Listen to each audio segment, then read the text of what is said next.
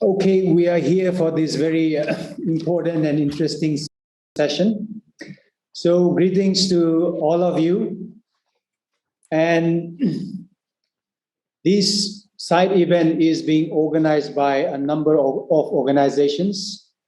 The Regional Office for Southeast Asia, Office of the United Nations High Commissioner for Human Rights, mandate of the Special Rapporteur on the Rights of Indigenous Peoples, the Diplomacy Training Program Australia, Indigenous Peoples Human Rights Defenders Network Asia, Indigenous Knowledge and Peoples of Asia, and Network of Indigenous Women in Asia. So these are the organizers of today's event. And just before we start, I just would like to say something about the logistics, the technicalities, even though all of us are already familiar, but just for a reminder. One is that we will have this the chat function monitored. So you can raise your questions there, or you can also interact among the participants through the chat function. That's one. And also please do remember to keep your mic muted, or to unmute your mic, of course, when you speak. And also to let you know that this webinar is being recorded, and the videos and the resources will be made available to you afterwards. And also this is being live streamed. So there are also people joining from the live stream for this event. So thank you so much to all of you for joining. We have very interesting list of panel speakers today. And of course, this side event is talking about the issue of the pandemic and how does Indigenous peoples look at it, their perspective on this issue of sustainability and resilient recovery from this COVID-19.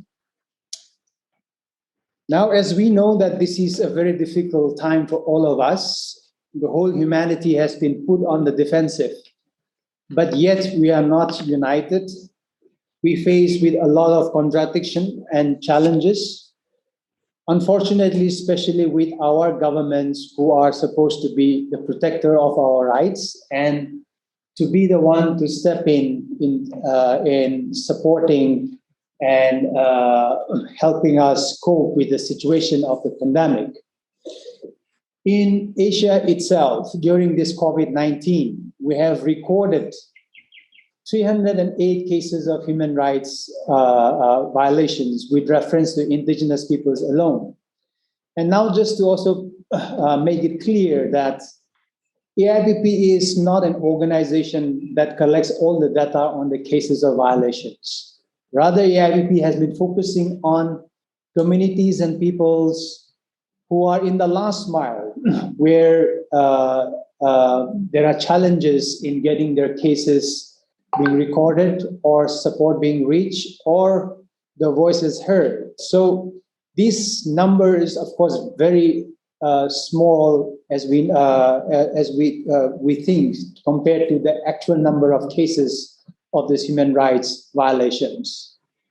And of course, a number of countries stands out on this issue of these human rights defenders and violations of these human rights, their human rights. We have seen that in Philippines really stands out.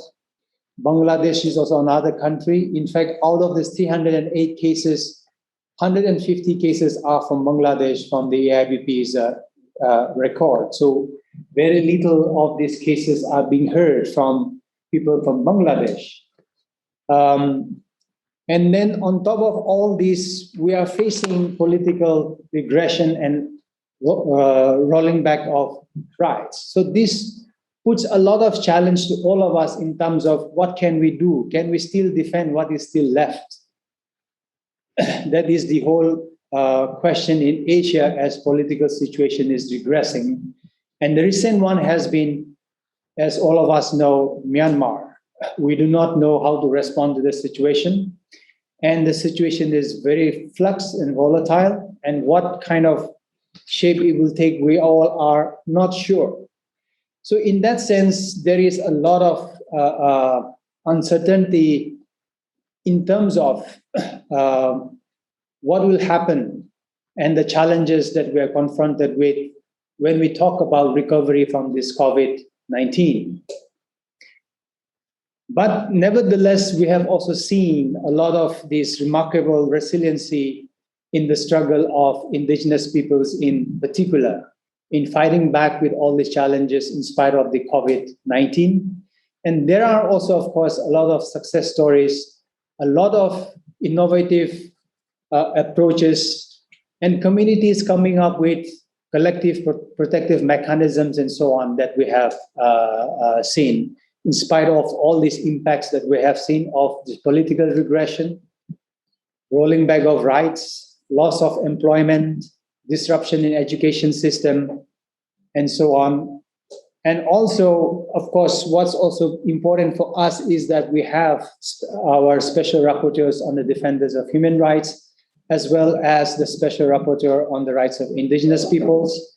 And also with us is the Office of the High Commission on Human Rights. So the global process itself is, of course, very, very important, where we see that a lot of conservation targets are already set.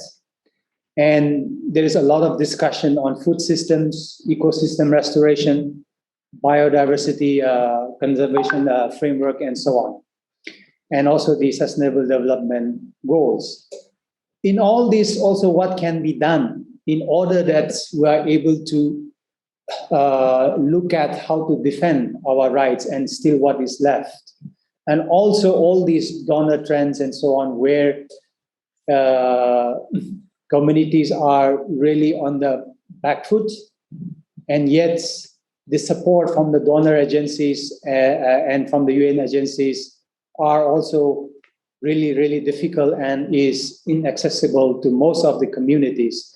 These kind of challenges exist, and therefore we are here today to listen to some of these voices from the indigenous leaders and communities, from the women, as well as people from legal background, and those who are also working on defending their land rights, and also, of course, involved in biodiversity conservation and so on.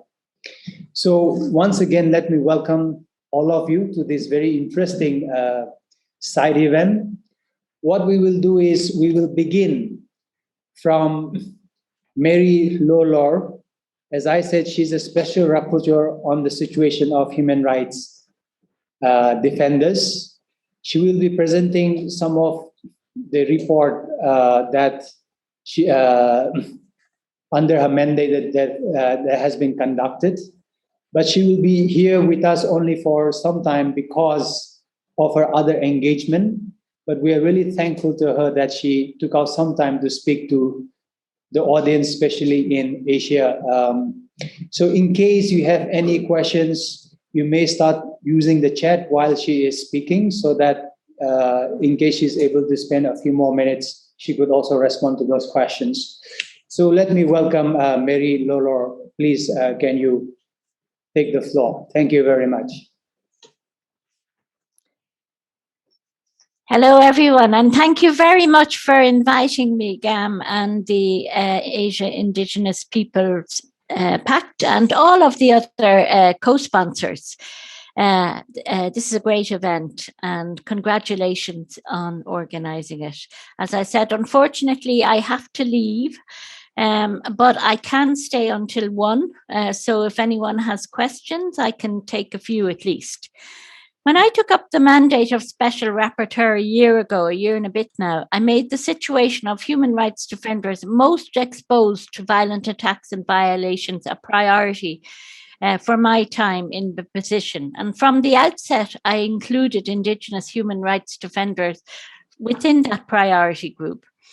In the year or so that I've been Special Rapporteur, I've spoken to many Indigenous peoples defenders, not only from Asia, but from Latin America and Africa. Yesterday it was Latin America, 5 countries, and the day before I spoke to women human rights defenders, pastoralists from Kenya, from Indigenous communities.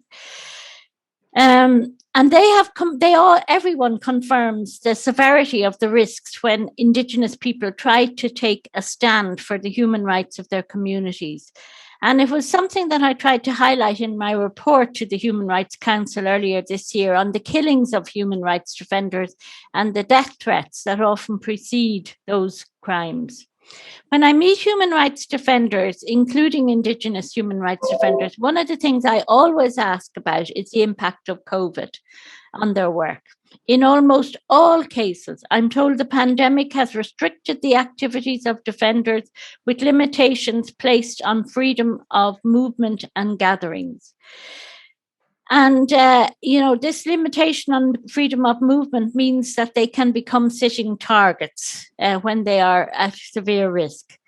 Many defenders have also told me how the measures taken by governments where they are ostensibly shaped to combat the health crisis have been misapplied or instrumentalized to the effect of narrowing the space for the peaceful promotion of human rights, and in some cases, as I said, to target human rights defenders directly.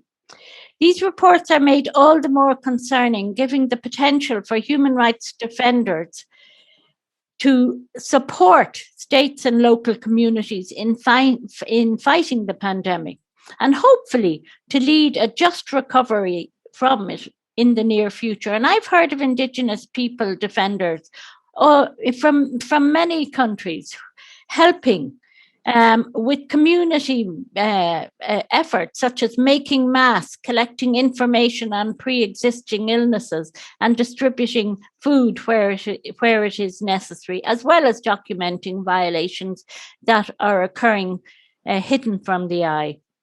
I know that the speakers to follow me, including Special Rapporteur Francisco Cali, will be talking more directly about the role of Indigenous defenders in Asia and the recovery from this pandemic. So I won't go too much further into it here, and I bow to the experience and analysis of Special Rapporteur Cali. Instead, I'd like to briefly talk about some of the underlying issues that have been reported to me by the Indigenous human rights defenders I've spoken to in the last year, putting them at risk. The first thing I'd like to highlight is that many Indigenous communities and defenders in Asia and elsewhere live in areas which are at once resource-rich and considered by powerful actors, including companies and local and national authorities, as undeveloped. These leave them open to be viewed or promoted by governments as ripe for investment. However, this investment, which is often at least partially international, is very often for projects that are designed and then implemented without any consultation with the Indigenous communities themselves, not to mention their free, prior and informed consent as guaranteed by ILO 169. This leads to opposition from communities and the emergence of Indigenous rights defenders within them, including whole communities of defenders at times becoming engaged in the collective defense of their rights, as the so-called development in question violates a number of their rights, like the right to a healthy environment, the right to their cultural identity. Indigenous defenders have told me how they find themselves smeared as anti-development or anti-progress by both company representatives and state actors. And while their work is delegitimized, they themselves are legitimized as targets by groups with economic stakes in the projects being proposed. An example of this is the threatening and criminalization of human rights defenders reported to me in connection with the Mandalika Urban Development and Tourism Project on the land of Sasak Indigenous Peoples in Indonesia, on which I and other special rapporteurs sent a formal communication to the Indonesian government, which is now available publicly. All of this occurs in the context of historical, systemic discrimination against Indigenous community, which defenders then have to struggle with when trying to make their voices heard, to see their rights respected, and importantly, to seek protection when at risk for doing so. Within that, Indigenous women human rights defenders often face even greater difficulties, with gender-based discrimination intersecting with the discrimination they face already based on ethnicity. Many of the attacks on Indigenous defenders are preceded by threats that are either reported by the defenders to the authorities but receive no action, or are not reported, giving that inaction is the expected response. Then there are also challenges connected to Indigenous defenders often being located in rural areas, far from state institutions and the eye of the media or the international community, or even embassies. The COVID pandemic has created new issues in this regard, with Indigenous defenders and actors allied with them being unable to travel. The meetings I've been having with defenders since I began the mandate have been online. However, Indigenous defenders in rural areas often face real challenges in finding a stable internet connection to let them connect.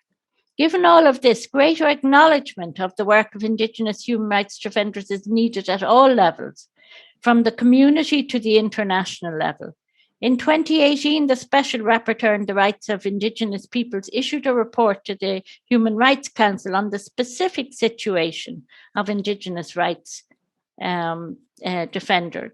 It concluded with a series of recommendations, which are still extremely relevant today, and which I believe will remain relevant and need to be stressed again if Indigenous people are to play an important role, and the role they potentially could in the recovery from COVID in Asia and beyond. And for those of you who haven't read the previous rapporteur's report, I encourage you to do so. Some of these recommendations in the Special Rapporteur's report were addressed to states, such as the need for zero tolerance approach to killings and violence against Indigenous defenders at the top levels of government, as well as the need for states to create national legislation, creating due diligence obligations for companies and their subsidiaries, covering the rights of Indigenous peoples. There was also an important recommendation about land, which is often central in situations where Indigenous rights defenders are at risk. The Special Rapporteur urged states to ensure a prompt and effective procedure to adjudicate land titles, the creation of accessible land dispute mechanisms, and a ban on forced evictions. That matches with what the Indigenous Peoples defenders I've spoken to since I began on the mandate has told me is most necessary. Another set of recommendations in the report were addressed to companies, mainly covering due diligence obligations and participatory human rights impact assessments. And there's so much that needs to be done there in order to get free, prior, and informed consent. I remember, for example, being in a country where the environmental impact assessment was done in a language which the community did not understand and was deposited in the main city, which was hundreds and hundreds of miles away from the community, and they had never been there. Beyond this, there were also recommendations to international financial institutions who have a role in financing so-called development projects, putting Indigenous rights and Indigenous people, human rights defenders at risk. So I'll stop now, but before I go, I want to say that I have been and will continue to push governments in Asia and companies operating there to put these recommendations into operation, as well as those pertinent to Indigenous rights defenders that I included in my report to the Human Rights Council on killing. But I do rely on you to give me specific information. I need evidence in order to go to companies and to go to states. I need real evidence that shows the link between the attacks on Indigenous rights defenders and companies with names and contact details, and also where possible, the evidence that links local authorities or police or security or whatever to those killings or those attacks. I hope to work more closely with you. And we can be in touch after the event. As I said, I really need the kind of information that you are best placed to give. Thank you very much. Thank you very much, Mary, for letting everyone know that under your mandate that you are also considering or have considered Indigenous peoples to be very important in the reports, and also highlighting and taking forward the issue of Indigenous peoples and how to address them. We are also happy to see that these important issues of land rights, due diligence, human rights impact assessments, and these women human rights defenders issues, that these issues are being taken note of, and under your mandate, you are also giving your effort to be addressed. And I think that is a huge point of encouragement for Indigenous peoples that you are also taking this forward. For the audience, I also appeal that what Mary has mentioned, that evidence and documents, those are very necessary, and that she's have kind of opened this invitation further to all of us that we have more collaboration in order to address the challenges that we are facing with reference to the human rights defenders. So thank you very much, Mary. So far, I do not see any questions coming in. But perhaps I'm not sure whether you'll be able to stay longer. But in case a question comes in, you're still there after the first speaker, I will still entertain that just to let everybody know. So thank you.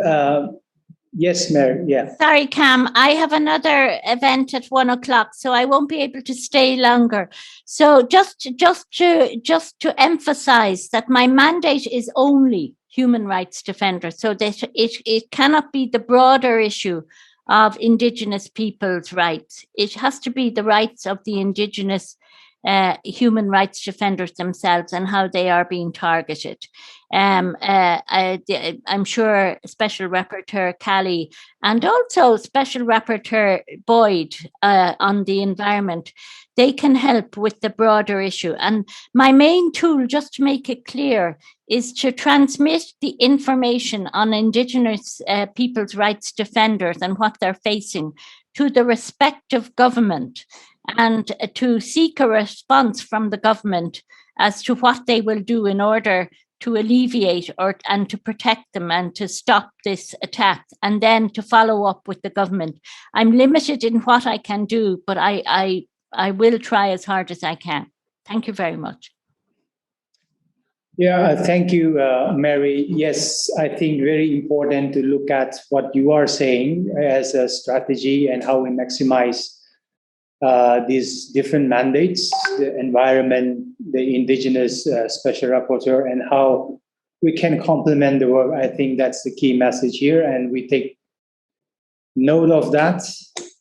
There is a quick question for you, but I don't know whether you can respond. And I'm not so sure there is a twist in this question. That's what it says is, how can we mute governments and politicians? Okay, well, all I can talk about is from my experience over the years. I think there's a couple of things that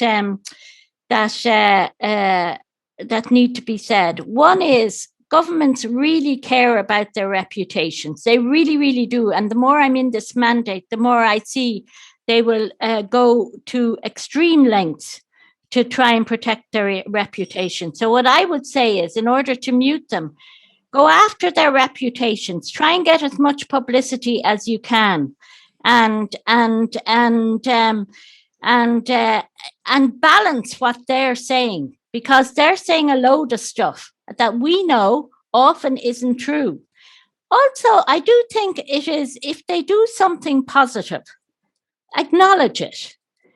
Because government, people are people, no matter who they are. And a lot of these officials, obviously, they have to defend the political and strategic views of their governments, even when they don't always believe or agree with them.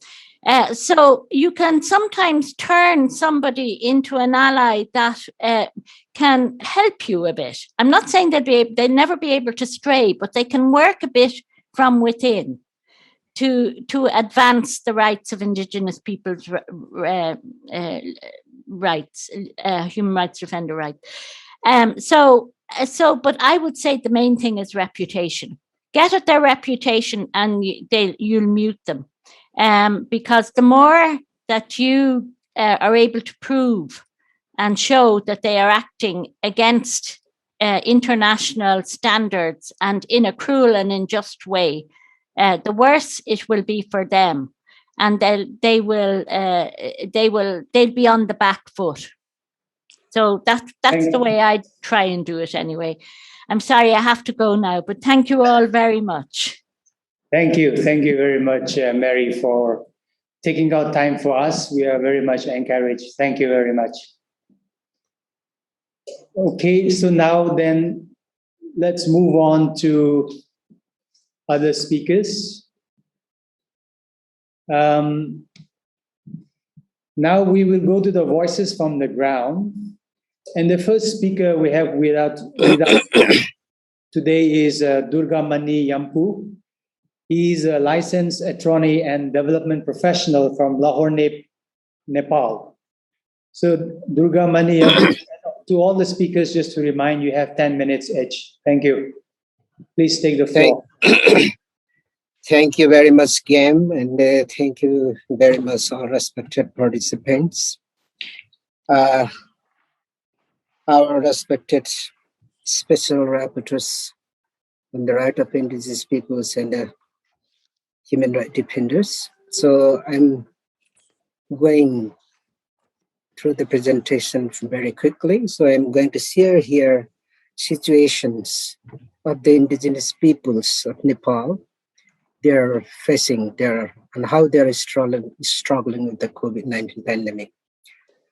As you all know, that we are encountering with the second wave of coronavirus for the past 3 months, and the statistics of the government of Nepal shows that more than 350,000 were infected and more than 6,000 people have lost their lives, and death rate is 1.7%.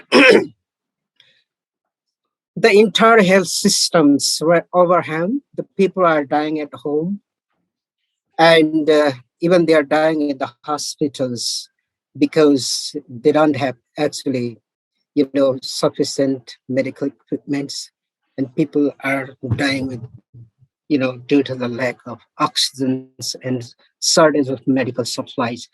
And data says that only 1% to 1.27% of the population are reported to have been vaccinated. So experts and analysts has stated that the government of Nepal has totally failed to contain the surge of coronavirus. So the government of Nepal doesn't have clear plan and policy on how to respond to COVID-19. And even they don't have the disaggregated data linked to the COVID-19. Even the government of Nepal is not ensuring the participation of indigenous peoples to respond to COVID-19. And they don't have, indigenous peoples are not getting participators in the COVID-19 response mechanisms. As I mentioned, the Nepal has very poor health system, even the donor communities, NGOs, INGOs, even the UN mechanisms based in Nepal are not consulting the indigenous peoples with regard to the COVID-19 response. So, no targeted relief packages, programs are implemented by the government of Nepal. And the one interesting thing that I would like to share here is the political conflict. Political conflict is here in Nepal because the political parties, the government are really enjoying, with the political conflict, and they are carrying out, actually they carried during the time of COVID-1, first wave of coronavirus, and they carry out the demonstrations, big, mass meetings, and it is believed that this one is the major cause and contributing factors to spread the coronavirus massively.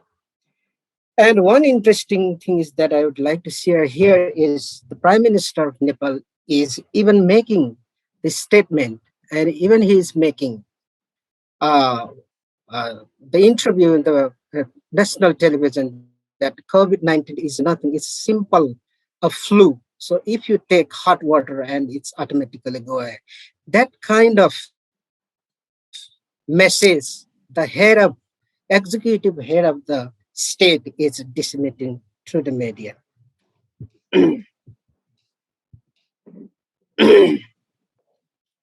So now I am just, when it comes to the impact on the indigenous peoples, that I'm going to talk a little bit about that.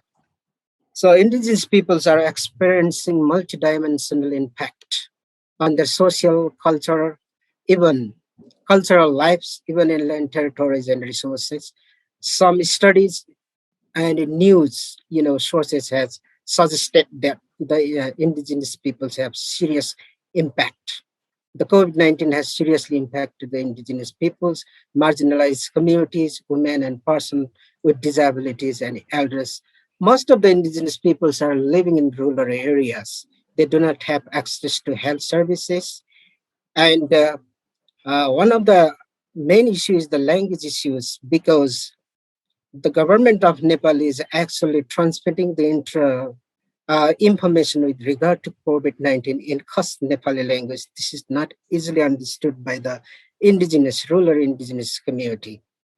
So another issue is that they are losing their job because the indigenous peoples, actually indigenous youth, are actually they are involved in the world leisure, and they are on their livings. Actually, they are losing their job because of the COVID-19 and lockdown. And one report has suggested that only 40% of the migrants worker they return to the home country, because most of the indigenous youths are migrated to foreign country for work. So, and another issue is that the development aggression. The development aggressions are taking place in the indigenous territories, despite in this middle of the coronavirus. And the school children are stuck at home, and it is reported that the most of the people who are infected by the coronavirus have the psychosocial problem. So what the indigenous peoples are doing to respond to the coronavirus. So I would like to highlight here is NAFIN, our national federations of indigenous peoples, that we call Nepal Federation of Indigenous Peoples, has initiated to establish the COVID Response Fund with the joint collaboration of Indigenous Peoples Organization and Indigenous Women Organization, and they are working something to respond to COVID-19 to the respected communities. And they are also initiated disseminating the information through their traditional language. And even they have started dialogue with the National Human Rights Commission. Lahore will also involved in this dialogue process. And we had intensive dialogue with the human rights organizations and indigenous people organizations and constitutional commissions, national human rights commissions. And then we have recommended the government on how to deal with the COVID-19. So another example that I would like to share here is self-determined determined lockdown. This is practiced by Thakali indigenous communities. They have traditional institutions and what they call is Ghampa system. The traditional leaders have decided to lock down their territories, and they have decided nobody can go out from the territories and nobody can enter into their territories. If they violate their rules, and they will fine. They are going to fine 5,000 rupees. So my recommendation, I'm going through the recommendation very quickly. The participation of indigenous peoples in the COVID handling mechanism must be ensured, and they need to generate the desegregate data to identify which communities are actually infected. And there must be free health services and stop development aggression and business activities. One thing that I would like to highlight here is the Asian Development, World Bank funded Transmission Line project, European Investment Bank funded Transmission Line project are actually doing activities in the ground in this coronavirus pandemic. So this should, all the people, I mean, indigenous people all the people should be fully vaccinated.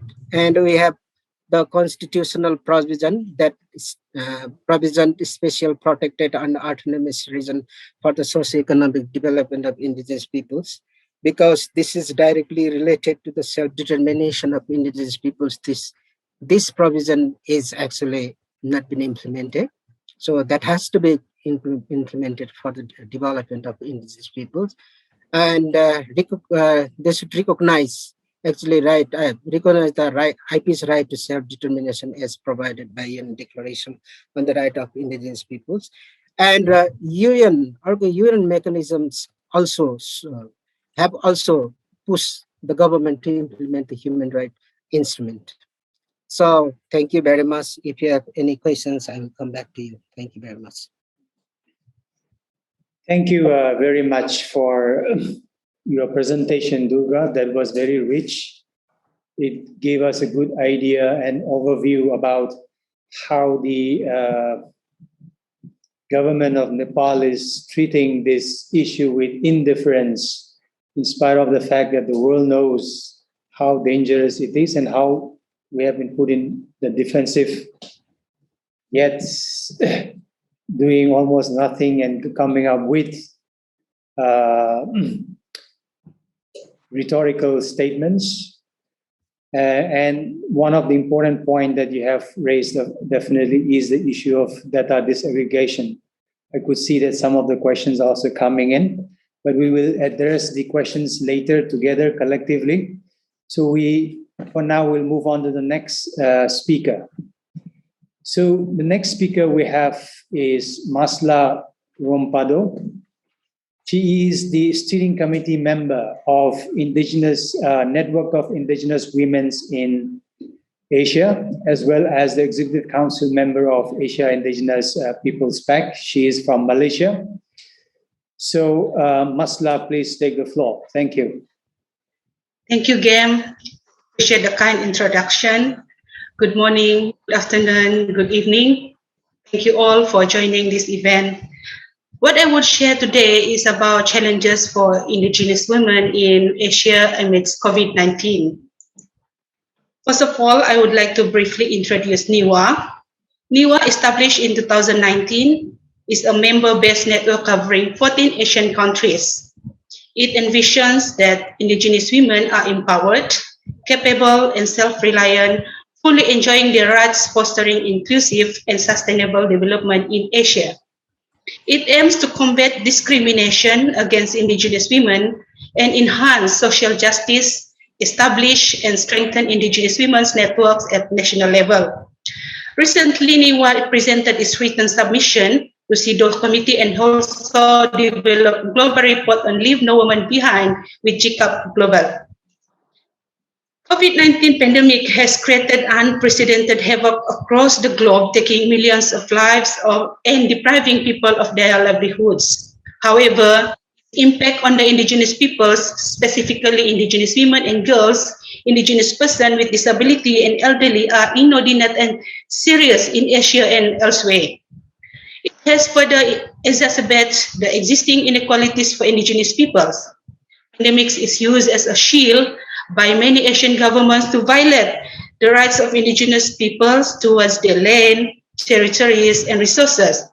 It's reported that the indigenous peoples of the Philippines, Myanmar, India, and Juma in Bangladesh were facing serious human rights violations during the pandemic.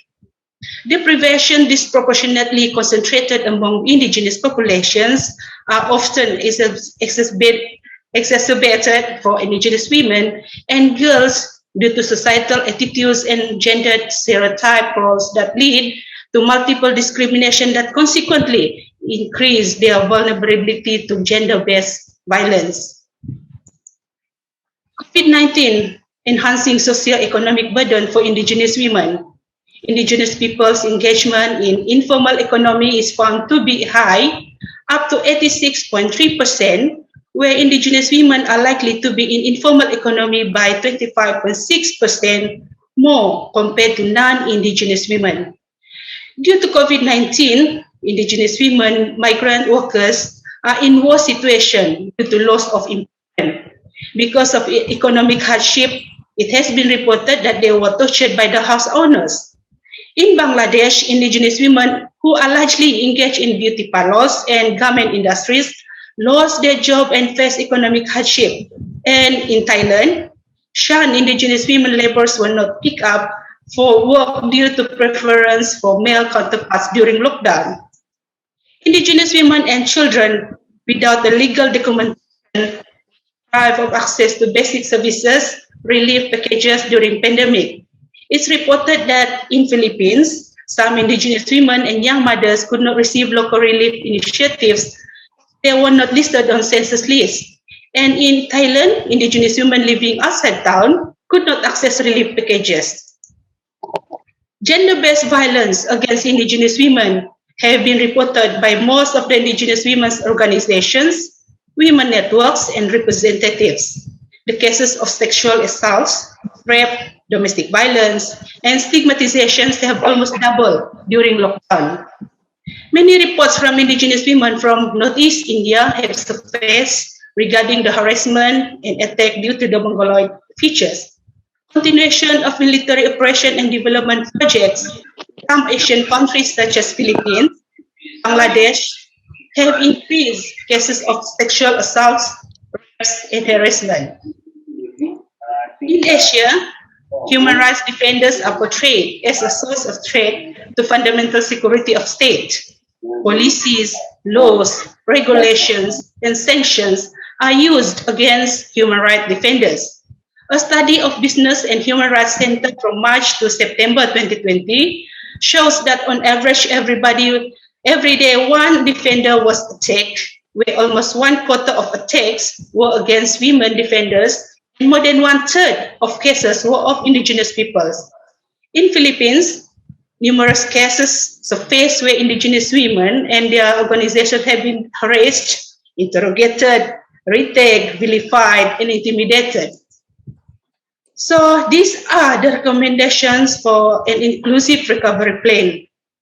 First, ensure the recognition of indigenous peoples and their collective rights and self-determination. Second, ensure equal access of health services, social protection, COVID-19 vaccines, and relief support. Third, institutionalize free, prior, and informed consent, FPIC, to protect collective rights and ways of life of indigenous peoples and indigenous women and retain its applicability during the pandemic. And fourth, provide special protection measures to indigenous women and girls in conflict and militarized regions.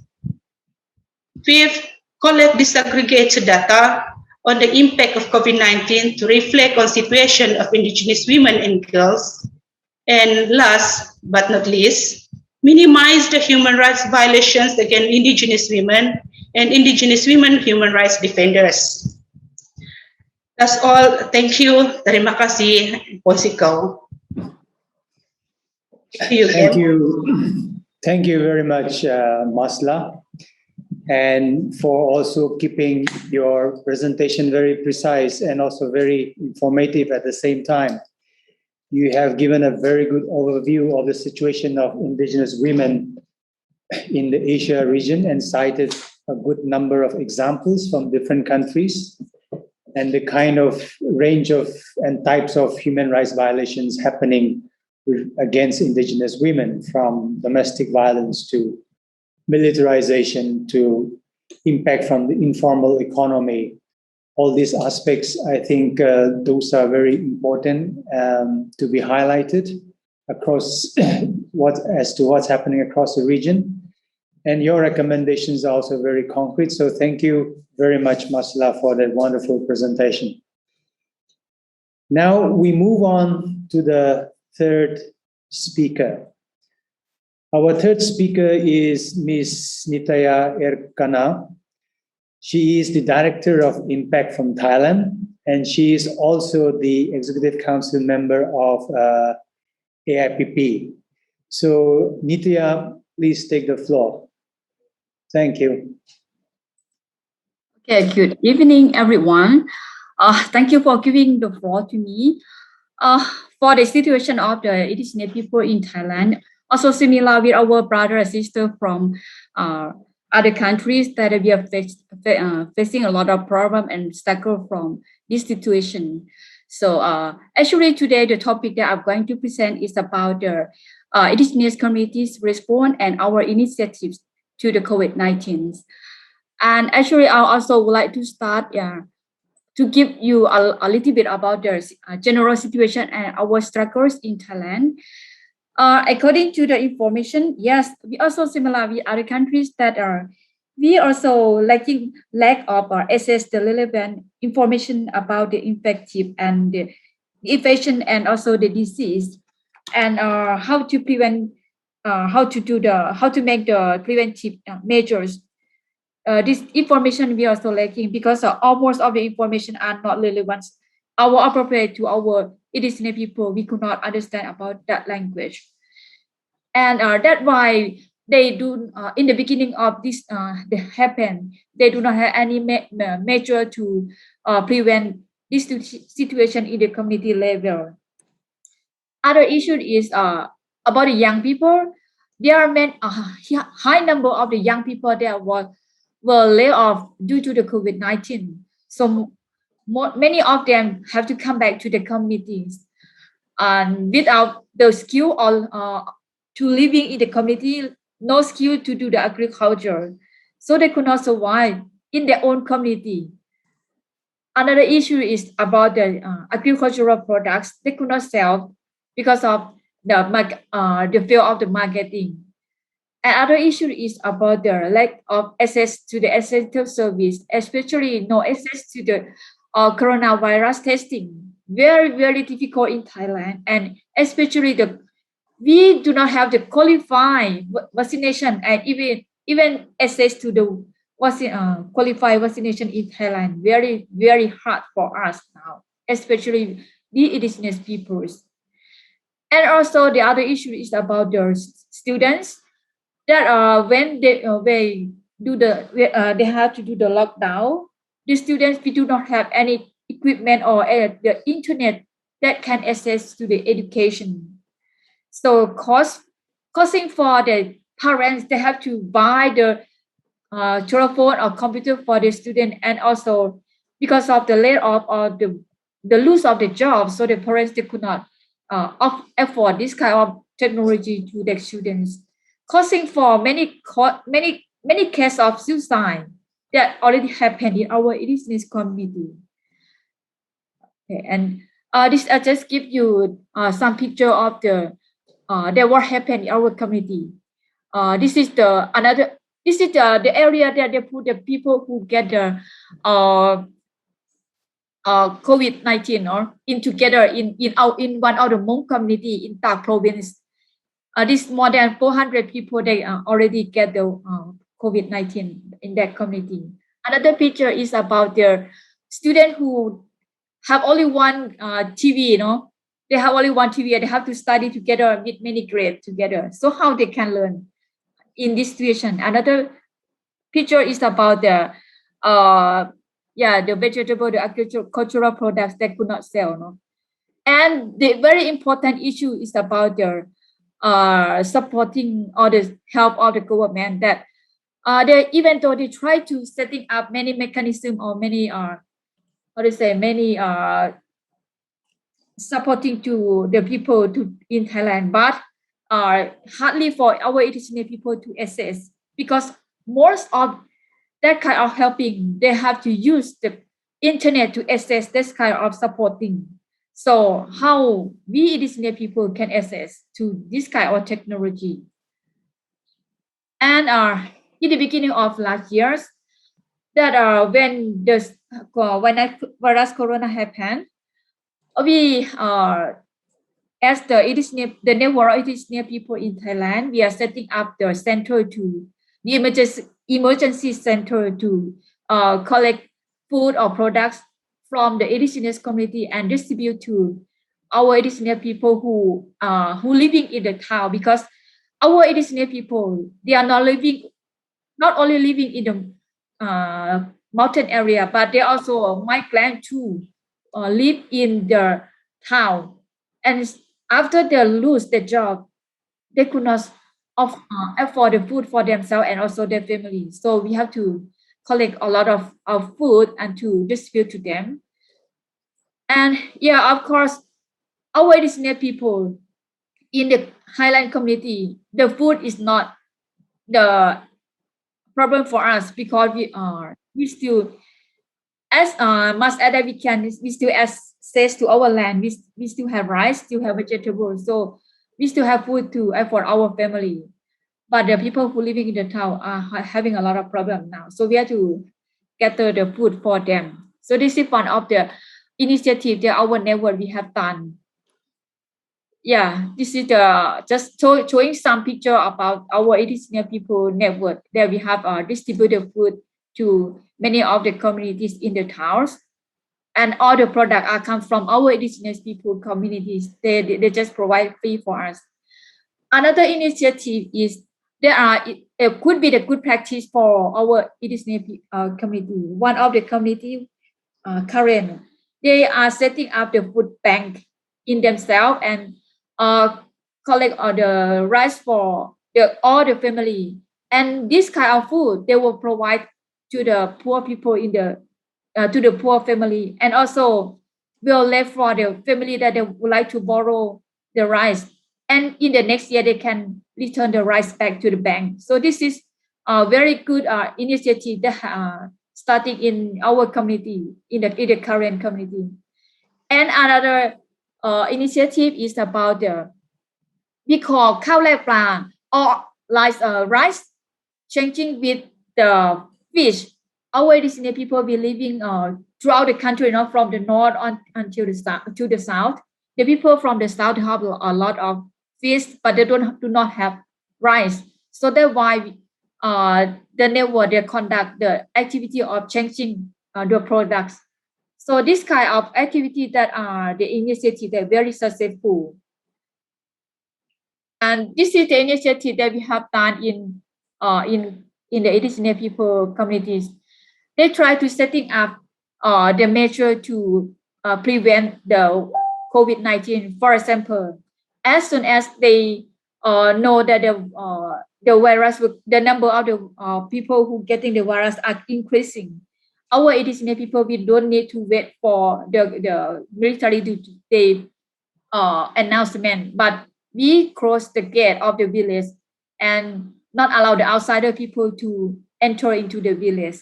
So this kind of the mechanism is very successful, because mostly of the people who get the vaccination is from Bangkok or from other province. So this is a very good mechanism. And they're also setting up a working group who are try to monitor and establish the checkpoint in the community also. So this is just some picture to show you about the initiative they're doing in our indigenous community. And yes, of course, the food is very important during this during this situation. We found that land is very important for us because from our how to say monitor, we found that the community that can access to land, they can rise, they can be survived.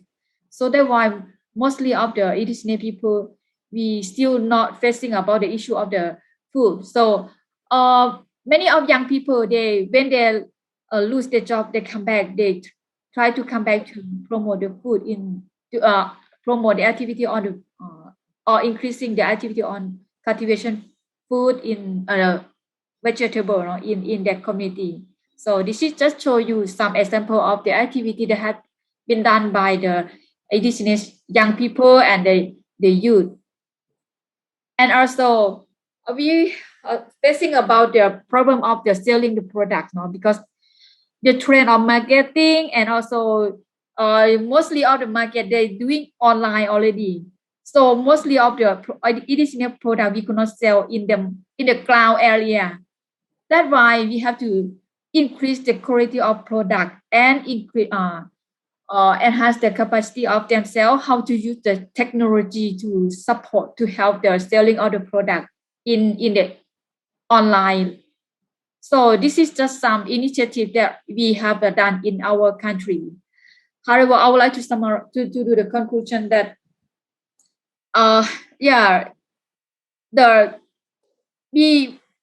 through this situation we already can prove that if we access to the land, we will survive. So the land is the answer for us. So this is just my conclusion. Thank you. Thank you, Nitya. First of all, apologies. I forgot to mention that Nitya is speaking on the situation of Thailand on behalf of the indigenous knowledge and peoples of Asia. And in her presentation, of course, in spite of all the challenges that she also covered, we also see that there are also many good innovative initiative that has almost come about as a spontaneous responses from the communities, whether it is with reference to prevention or also resolving the challenges, particularly with reference to food, which she emphasized that is the most important aspect of it. So how the communities came about to share food and come to the rescue of those people who are in need, especially by those people who are still doing a very kind of dynamic and healthy livelihood system in the hills, and also conducting that kind of food exchanges with people from the plains or the coastal areas and people from the mountain. And that kind of very innovative aspects. And very interesting is also the online selling of products, of crafts and so on that the communities are able to produce. And of course, a recommendation that it is the land and the food that we must look towards as the very primary solution. I think that's a very good recommendation. So thank you very much. Now we go to Mr. Francisco Cali, the Special Rapporteur on the Rights of Indigenous Peoples. He is not able to be here with us in person because he's on a field mission in Alaska, I believe. So we do have a small video message from him. So we will run the video message for all of us. I take this opportunity to congratulate the Asia Indigenous Peoples Pact and co-organizer for organizing this webinar on sustainable and resilient recovery from COVID-19 pandemic. 1 year and a half ago, the coronavirus pandemic hit millions of people and has killed close to 4 million people and exacerbated economic and social inequality around the world. Virtually, no population has gone untouched by some form of restriction or hardship as a result of measures to contain the pandemic. Although representing only 6% of the world population, indigenous people are among the most harshly affected. Indigenous societies already facing numerous existential threats face higher risk of dying of the disease, of experiencing discrimination and disproportionate impact as a result of confinement measures, and of being left without support to defend their people from intensifying right violation even as the pandemic rages. Despite the fact that several vaccines have been found to contain the disease, in developing countries, mismanagement and corruption make access to the vaccine more difficult, and the vaccine has become economic war of large transnational corporations of medicine instead of becoming a common good for humanity. The right of indigenous people to the enjoyment of the highest attainable standard of physical and mental health without discrimination is specifically recognized in the International Instrument of Human Rights of the United Nations Declaration on the Rights of Indigenous People, which specifically provides for the right of indigenous people to be actively involved in developing, determining, and administering health programs from their own institution, and the right to their traditional medicine and health practices. COVID-19 presents significant risk for indigenous people whose health in many countries is not as good as that of the rest of the society, including due to a higher rate of pre-existing health conditions, poor access to health care, and socio-environmental factors that contribute to a low immune system. Indigenous collective memory is marked by pandemic as disease such as smallpox, measles, and influenza were spread by colonizers, sometimes deliberately, ravaging and disseminating their communities. In the COVID-19 pandemic, indigenous people have already reported alarming levels of transmission among their communities and sometimes high rate of fatalities. The pandemic is causing irreparable cultural loss as indigenous elders, who are the guardians of indigenous culture, tradition, spirituality, and languages, are at high risk of fatality because of their age and pre-existing medical condition. The loss of elders also represent a loss of role models and take teachers as well as caretakers in multi-generational households. Informed discussion among and between community about potential preventive responses depends on community receiving accessible, accurate, and regularly updated information on the progression of the virus. Notwithstanding high infection risk, indigenous people also possess resources to face and stop the pandemic. The lifestyle culture in connection to their land is a source of resilience in the face of the pandemic and steady post-confinement. Modalities of resilience vary greatly from one community to the other. I have observed that indigenous peoples enjoying their collective right to autonomy as part of their right to self-determination are best placed to control the virus and to cope with months of isolation.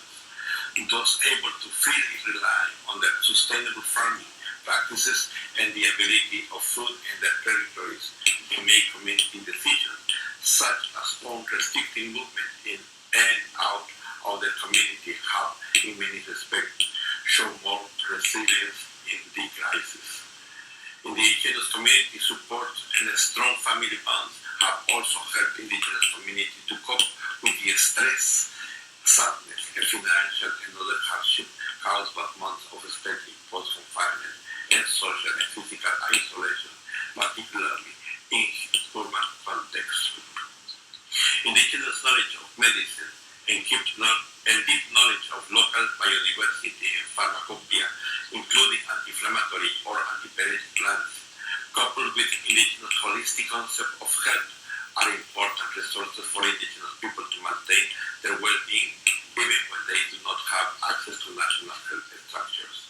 The use of their own medicine is specifically protected by the United Nations Declaration on the Rights of Indigenous People and more generally by the Convention on Biological Diversity, Article 8, and the Paris Agreement, Article 7, and should be maintained and supported alongside inclusive and culturally adapted government health services. Indigenous values, wisdom, and sources of resilience can also inspire solutions for the wider society. The finding has already, for instance, kindly among many people around the world, a desire to grow and prepare their own food, renew their connection with the natural world, and develop strong levels of solidarity with family and neighbors. The scientific knowledge of indigenous people can be relied on to find a balance between human needs and those of the planet. New mechanisms that can guarantee environmental and social justice and new models of food production, distribution, and consumption. Congratulations and all the success in this very important webinar.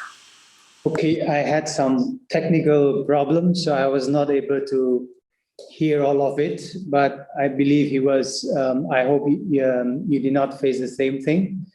But what I heard is some of the important role that indigenous peoples play as the guardians of the forest, biodiversity, and land, and the holistic approach of indigenous peoples to health system. All these things being very important for the well-being of the planet and human beings as well. So yes, of course, we are at least able to get his solidarity message, and this is also something that as a special rapporteur that he has been advocating and promoting for indigenous peoples. So we thank him, even though he's not able to be here with us. Now we have finished the presentation part and we are moving towards the conclusion and also the Q&A part. So before we go to the Q&A part, I would be requesting Katia Chirizi, who is the Deputy Regional Representative of the Office of the High Commission on Human Rights, Bangkok. So she will take some time to do a summation for us so that it kind of captures some of the key points, and then we go into the Q&A session. So Katia, can you please take the floor? Thank you. Thank you very much, Gam, and warm greetings to all the friends and colleagues who joined us today. It's always challenging to summarize or to have some main takeaways after such a rich discussion so far, and I would really like to thank all the speakers for their extremely valuable contributions. But I will give it a try and also add maybe a few forward-looking thoughts. All the interventions we have just listened to emphasize how the ongoing pandemic crisis has fast become an economic, social, and human rights protection crisis, all rolled into one, underscoring the urgency for a human rights-based approach to sustainable development and amplifying the importance of putting human rights at the core of the COVID-19 response and recovery. We have also heard how the extraordinary measures put in place to slow the transmission of the virus can affect people's livelihood and security, their access to healthcare, food, water, sanitation, work, and education, among others. And we had so many practical illustrations and examples about how this happened. And we also heard how COVID-19 pandemic is disproportionately affecting indigenous peoples, facing inequalities, continuing facing inequalities, stigmatization, and discrimination, poor access to healthcare and other essential services, and in some cases posing a critical threat to their survival. And equally important, we have listened to the specific challenge faced by indigenous peoples' rights defenders with continued violations and attacks, which require urgent action and a call for strengthened protection measures. Now, I think it's paramount to remind all of us that while the virus does not discriminate and affects everyone equally, its impacts do. And therefore, responses need to be inclusive, equitable, universal, and to ensure that no one is left behind. And sustainable and resilient recovery from the COVID-19 pandemic must include full and effective participation for indigenous peoples. In the Build Back Better, the design of COVID-19 responses and recovery must recognize and incorporate indigenous people traditional knowledge into decision-making and be respectful of indigenous people's rights including by ensuring, as it was also mentioned by so many other speakers, enabling a free, prior, and informed consent, as enshrined in the Universal Declaration on the Rights of Indigenous Peoples. So I don't really want to take much more time from what I hope would follow as a good interaction through the Q&A, but I would just like to conclude by emphasizing that while the current situation is presenting us with several challenges, and in particular when it comes to the protection and promotion of Indigenous peoples' rights, it's also providing us with an opportunity to step up our efforts in achieving a sustainable future. And the way we respond and the lesson learned from this crisis can lead to a more peaceful, just, inclusive, and resilient societies, and deliver on the promise of the 23rd Agenda through the SDGs.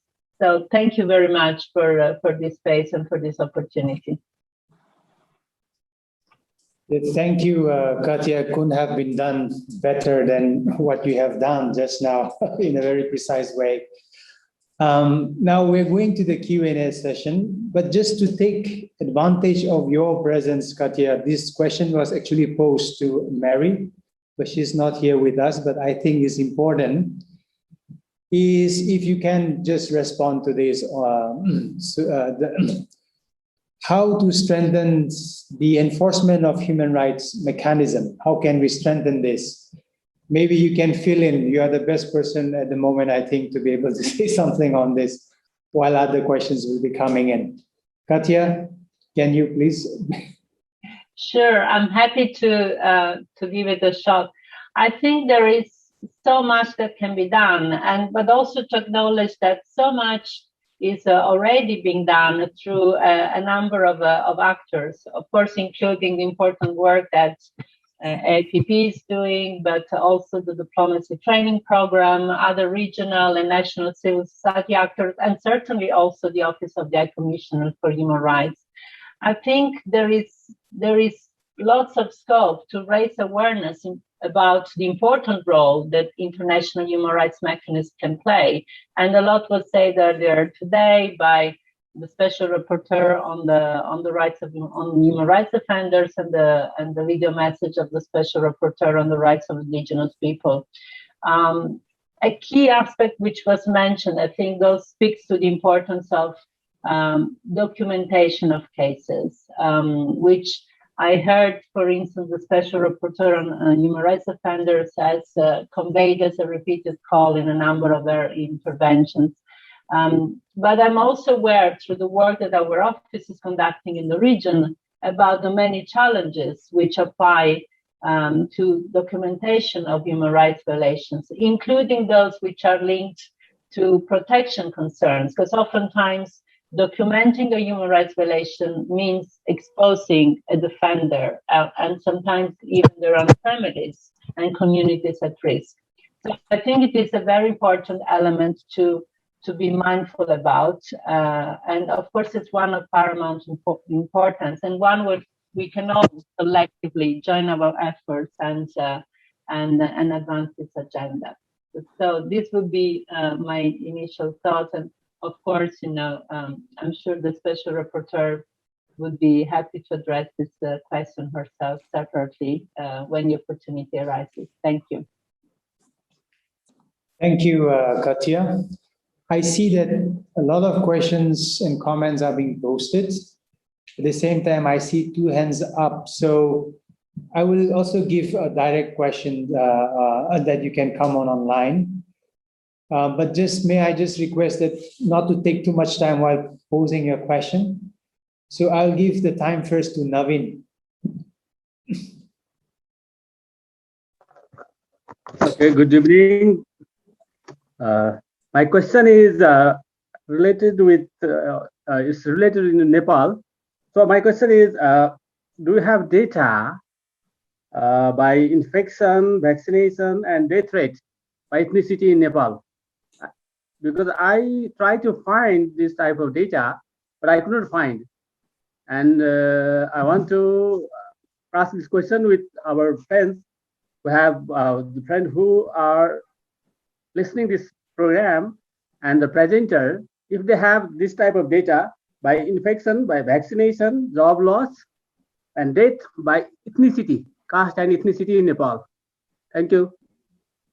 Thank you. Thank you very much for these questions, Navinji. You're 100% right. We don't have such data. That's what we are talking about. So maybe you can find male and female, right? Not caste and gender-based disaggregate data linked to COVID-19. Thank you, sir. No, if you don't have data, then how can you analyze who got what facilities from the government or vaccinated or death, and how is analyzed the situation about the indigenous people? That's my question. Would you like to respond, Durga? Yeah, but okay, Navin, just to say, we will not have a rolling question because of time, no? Yeah, Durga, if you want, you can briefly respond. Okay, so as I mentioned earlier, caste and gender-based, the data generations that cannot be found because government is not doing that, no? So what we're talking is that government has to generate this kind of data. As Navinji has raised the question, no? This is the problem what we are facing here in Nepal. Thank you. Okay. Yeah, it's just the point that we don't have this data and governments are not producing it, and they should be actually doing that. AIPP itself, just to add a further explanation, is that we also don't have the data on the violation of cases across Asia. But we have, during the COVID time, 308 cases, for example, of human rights violations. And these are just samples, we can say, but it speaks of the larger question of human rights violations, and that's pretty strong. And that's how we are articulating the issue in some sense, Navin, no? So lack of data is the problem in having a full picture. Yeah, can I ask then Sangat Ji? Thank you, Mr. Simrai. Can you hear me? Please go ahead. Yes, thank you again, Mr. Simrai, for the floor. My name is Ray Sangaji. I'm from the Permanent Mission of the Republic of Indonesia to the United Nations. My appreciation to organizer and also to all speakers today. Let me very quickly respond to the presentation made by Special Rapporteur Ms. Mary Lawler earlier on the Mandalika project today. We appreciate the role of Special Rapporteur and also committed to work with her in advancing the participation of all communities in the development, including, of course, dealing with the impact of the COVID-19. Having said that, it needs to be underlined that Special Rapporteur needs also to engage with all, including with the government, just like what she said to us earlier.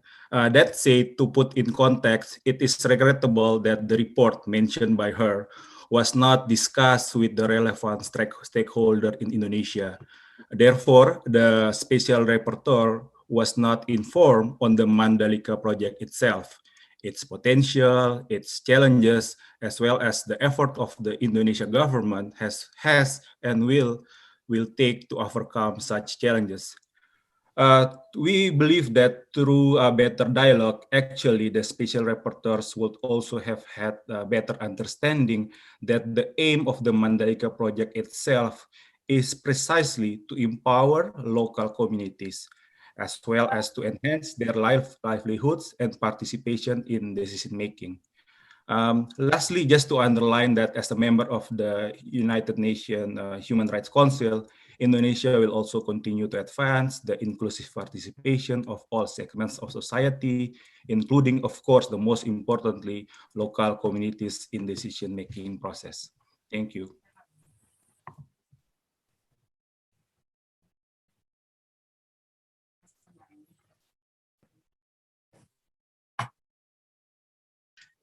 Gam, you are muted. We don't hear you. Sorry, we always forget. Back and forth. There's a question for Nitya directly. The question is, how do state narratives on indigenous peoples impact them? In Thailand, for example, do detrimental narratives on indigenous communities still exist? In what ways are they being perpetrated? Yeah, this is a question. Nitya, did you get the question?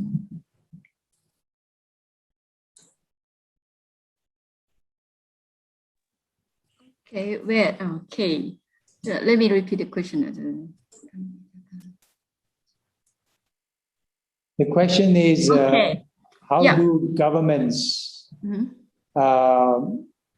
narratives on indigenous peoples impact them? The kind of, what are the information that is being given out by the governments with reference to indigenous peoples? Is this impacting on indigenous peoples in Thailand?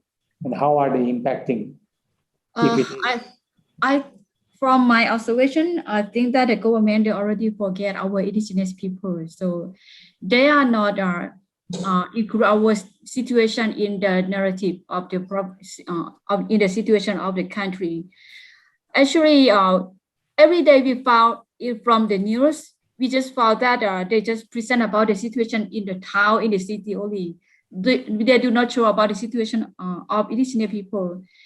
And it can be found that most of the major and also the supporting from the government, they forgot our indigenous people. So this is my response to the question. Okay, I will. I know it's been interactive to the extent possible. We don't have much time, but I will give 2 more floors to 2 people. I would request first Uncle Ken to go, and then Sanjib Drong, and after that we address the 2 questions together. Uncle Ken, please. Okay, thank you. Speaking as a non-Indigenous person, actually Indigenous from Southern California, to respond to Nitya's question, I would also like to summarize what's gone on today, what I have gotten from this. And that is that do not depend on the government for most anything. Depend on yourselves and your friends. That is the way you make progress. At the same time, I would like to mention a very special word proposed by Mary. That is reputation. If you want to try to depend on the government or politicians, make an impact on the reputation of the people with power, telling what they are not doing and the wrong things that they are doing. At the same time, as Mary said, say something nice about them also. They need that. Thank you. Thank you, Uncle Ken, for reiterating some of the important points. Sanjib, please take the floor. Good evening from Bangladesh. Thank you, Gam.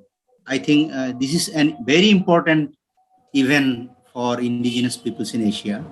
My point is, or my question is, like, do you have any information or report that how the national media, like means television channels, national daily newspapers, we have many, or online news media are covering or publishing reports on the special situation of indigenous peoples during this pandemic time.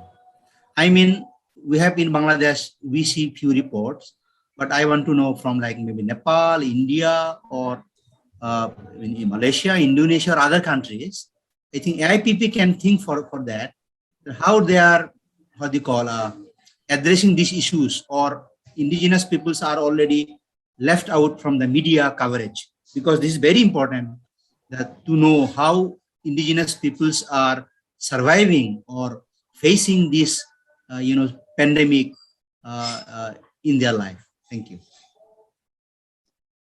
Thank you, Sanjeev. Can all the three panelists just quickly respond to the issue of media coverage? What is your take on media coverage on Indigenous peoples' issues? Maybe Masla, you would like to go first?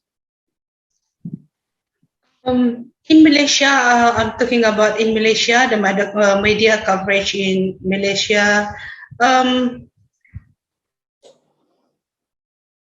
For the incidents or any issues regarding to the Indigenous peoples, only highlighted if there's a big issue. Like, for example, there's one case where in this pandemic situation, we have this, the school is closed and students study from home.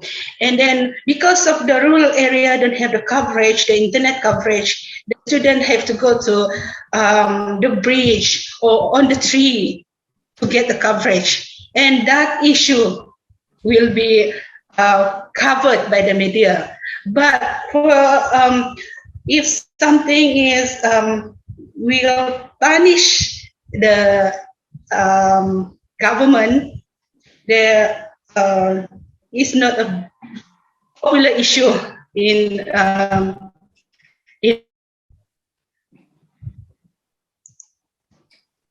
Thank you, Masla. Durga, would you like to go next? Mainstream media coverage on Indigenous peoples' issues. What is your opinion? Yes, thank you very much for this question. But unfortunately, in the context of Nepal, there is no high media attention with regard to Indigenous people connected to COVID-19. So this is a serious issue. However, with the Indigenous peoples of Nepal are trying to capture the media attention on the issues of Indigenous peoples linked to COVID-19. Thank you, sir. Yeah, thank you, Durga. Nitya, can you also share your views on the mainstream media? Nitya, are you still there?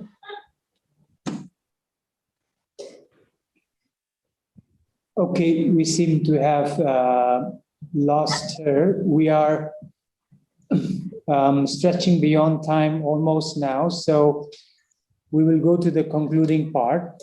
Now, I would like to request Patrick Earle. He is the Executive Director of Diplomacy Training Program Australia, to give the closing remark.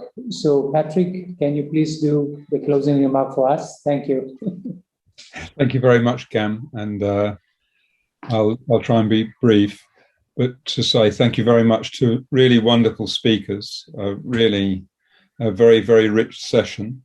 I'm joining you from the land of the Bidjigal people of the Eora Nation in Sydney, Australia, and where the struggle for recognition of Indigenous peoples' rights continues, albeit in a very different context. And it's been a really fascinating session for me to learn and to listen. It's been really nice to see some of the DTP alumni and some of our trainers, including Katya, here. And I think we got to a very powerful start with the special rapporteurs as well, and then hearing from the ground today. Seems to me that this has been a very important space for sharing, for hearing each other's voices and each other's experiences. And it's very timely because COVID continues to ravish the whole region and globally. And we can see its impacts, particularly on Indigenous peoples and on prospects for reaching the Sustainable Development Goals, which is also the context for this high-level political forum. What has come through so strongly is the need to ensure that Indigenous people's voices are listened to and not just shared amongst ourselves, but heard by governments, heard by companies, and that we have together the capacity to try to hold governments accountable and ensure that Indigenous people's voices influence the development processes, and there is respect for Indigenous people's knowledge. And we have properly disaggregated data, properly targeted programs, and a safe space for Indigenous peoples to speak out and to engage with each other and with governments and business.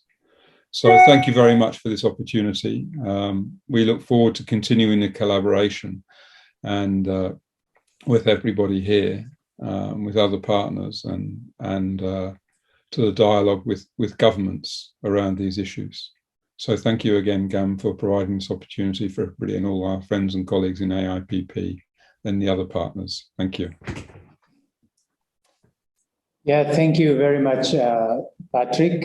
I will not take any more time, but just conclude by thanking for all the speakers, and also thanking all the collaborators and co-organizers of this, and also making all the effort in making this webinar a success, especially the effort in also bringing in our Special Rapporteur, also on the Human Rights Defenders Special Rapporteur.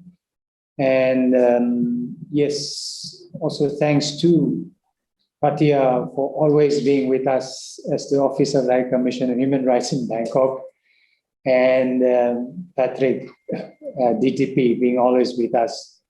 So just to say, I think the basic takeaway is that there are many important issues raised. We have learned a lot.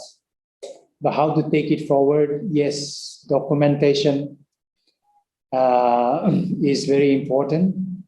And also what Uncle Ken also reiterated, how we approach and deal with government, the issue of reputation, and also saying something nice, if we can say something nice, so that we have some entry points to be still in negotiation or be still talking to them. But I also know some of the comments made that the challenge of documentation for Indigenous peoples, capacity issues, but also Katia raised this issue of when we go to document how defenders are also exposed and so on. So it's a very complex scenario, but we still have to keep trying. But I think we must take pride in the kind of struggle and the resiliency we have shown, and the innovative ways in the way that we have responded to all this kind of different kind of challenging scenarios and situations that we have been constantly facing. So I think that is the most inspiring, at least for me. So everyone, thank you so much, and have a good rest this evening, and also hopefully a very good dinner. I'm sure you're hungry already. Thank you so much.